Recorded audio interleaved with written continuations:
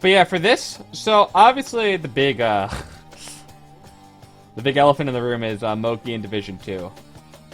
So there's a lot of people who are like, I can't believe none at Hbox are in D1 over Moki. And to be completely honest, none absolutely deserves to be here. He had such a good 2020. I don't care like the beginning of 2021, like at all. Not at all, but like he deserves to be there. He had too good of he was too good for too long to be there. He's just in a slump right now. Yeah, he's just in a slump right now, and that's fine. Ginger absolutely deserves to be there. He's a top 10 player. Plup's not in the thing right now. He's not competing right now, which is very sad. I would love to see Plup, but obviously we all would. That's unfortunate. Honestly, if Plup was in here, I think hopefully Hbox would have been the first one to go. Here's the thing about Hbox.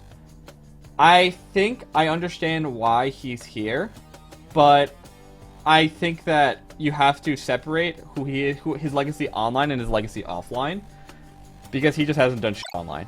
I'll be completely honest. Like, I obviously 100% believe that Hbox will be back when offline comes back, but he's just not competing online. He's an ultimate competitor, and you have to get, like, I have a little bit of bias, and I'll explain why. You have to give it to me, to the person who's been busting their ass and grinding and has put up crazy results. And to me, that's Moki. I think Moki absolutely should be in D1. But I also get that it's a business, and so you have to get the person who's going to get the numbers. Who's going to get the most numbers? Hungrybox. So do I think that BTS really looked at the results and were like, oh, Hbox deserves this over Moki? No, I don't. I don't believe that. Even if they say they did, I don't believe that. I believe it was a purely business move, and I get it. I get why it's purely business move. I just disagree with it. Because I'm the competitor. I'm on the business side. I don't think it's a universe where they look at the Hbox results and are like, lost to Dawson, beats him, lost to, like, beats him, almost lost to a Nest, lost to Golden. Yeah, this guy deserves Division 1. No, that didn't happen. I'm sorry. That just didn't happen. Whiskers, yeah, just the list goes on and on. It's ridiculous. But who gets the most views? Hbox. It makes sense that he's in D1 for that reason. As far as Division 2 goes, surprised to see Hacks here. But he has been doing.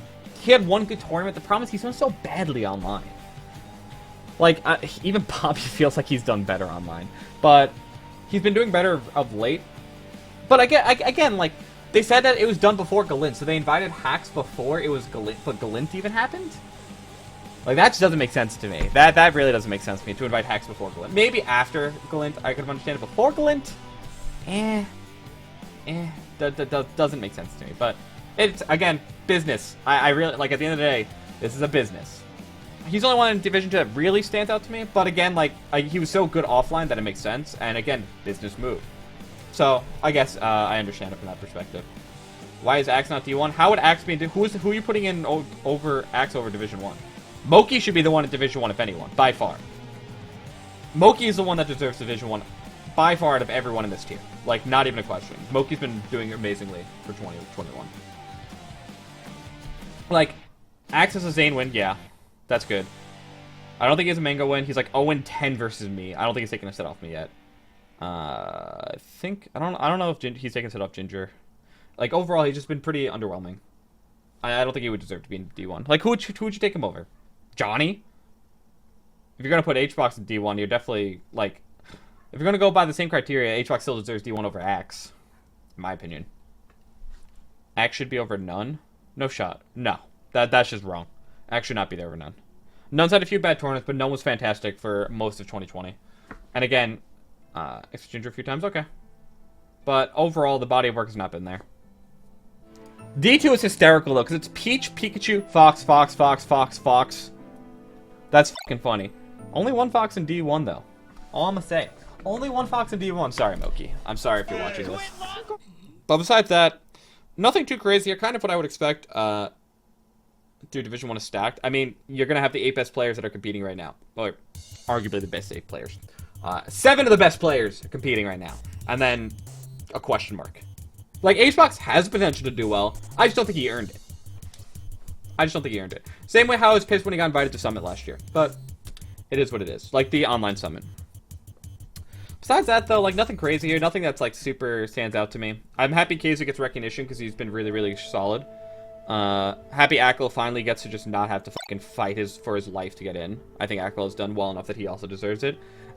Moki even had a bad tournament since he got his internet improved. He had one, I think, but that's it. I think he had one, like, kind of underwhelming performance, but not, like, a bad performance. Like, well, what happened at Glint? He had the one tournament where he lost to Keizu. That's the one I'm thinking of. But besides that, I don't think he's had, like, a terrible tournament. But also, I really wish I did a better job of conveying exactly why I dislike Fox Marth. It's like, it shouldn't be on me to just explain it over and over again, but I really wish I did a better job of actually explaining my issues with it.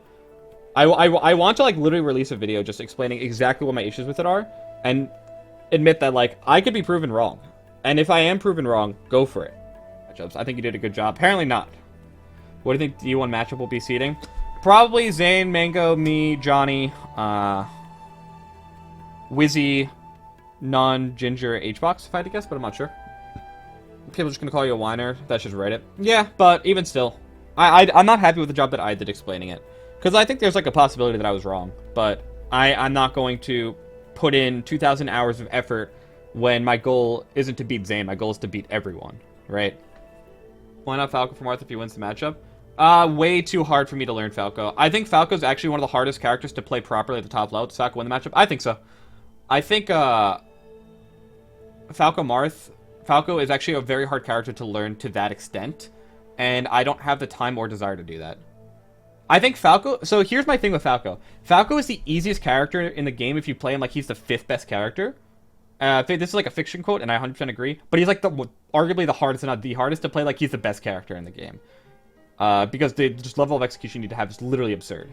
It's not even against floaties. It's just to play him like he's the best character in the game is really, really, really, really hard. But he's super easy to play like lazily, or to play like the 5th best character in the game. The Falco that's the 5th best character in the game, that's the Falco that everyone who complains about Falco plays. That's the one. The one that's the best character in the game, they don't even try for it.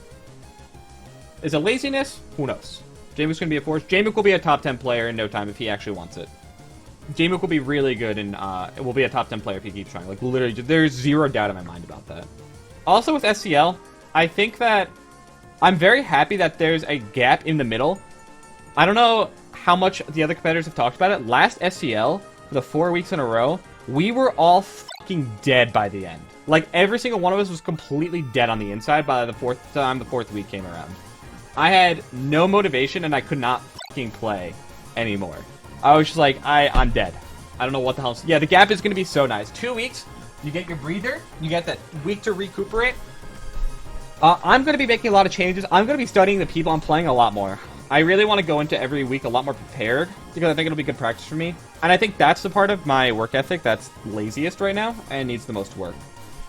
I'm still going to be playing a lot of Fox in preparation. I'm playing a lot of Fox off-stream right now, because I want to work on some stuff with Fox. Sheik right now is easy for me to do on-stream, because I want to ask people, like, there's a bunch of Sheik mains in chat, I can ask questions as I'm playing. Fox, there's stuff that I want to work on that I'm implementing off-stream. My Fox is getting really good, though. Like, I've been playing Fox off-stream the past few days. I promise you guys, if I play properly, my Fox is getting really, really good. Like, very, very good. And I'm excited to compete with it again. And I don't think my Sheik will be ready for Zane at SCL. And so for SCL, if I run into Zane, I think I have to go Fox. I just don't think I'm able to do Sheik for it right now. I don't think it would be worth it for me to do Sheik less than a month into playing the character. But maybe by the time the next big event comes around, I'll be ready. Who knows? We'll see. My goal is to have my Sheik ready for Smash World Tour, though. Falcon's such a great represented character recently. It's great. Falcon's good. I think Falcon's really fucking good. You should do Sheik at least on FD. I can try Sheik on FD. Yeah, I might try Sheik on FD just so I don't have the fucking momentum reversal. I might do it, not because I think I'll win, just because I don't want the momentum to shift. Maybe, like, the match will throw him off. Like, even Mango. Mango was talking about how, sorry, what was I? Oh, yeah, Mango yesterday even said, like, if he went Fox for Zane, he'd have to go Falco on FD.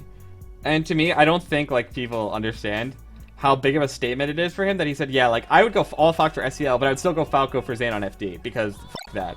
Like, I don't think people realize how big of a deal starting the set down 1-0 actually is.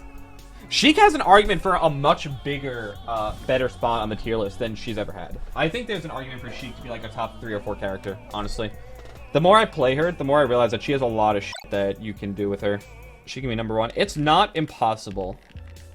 And I never thought I would say that, but I actually don't think it's impossible. I don't think it's likely, but I don't think it's impossible. Sheik's really good. We're gonna go back to the first tier list when Marth Sheik were top 2. No, Spaceys are still really good. Like, Fox is fucking good. I don't think there's a match other than Marth that Fox loses. There might be hard matches, but I definitely don't think it's one that he loses. And I think he probably might win everything else. Yeah, everyone who doesn't play Fox seems to be a Fox expert. It's funny how that works, right? I think Fox might just win every other matchup pretty clearly. Even Falco. Fox can just mess Falco up, man.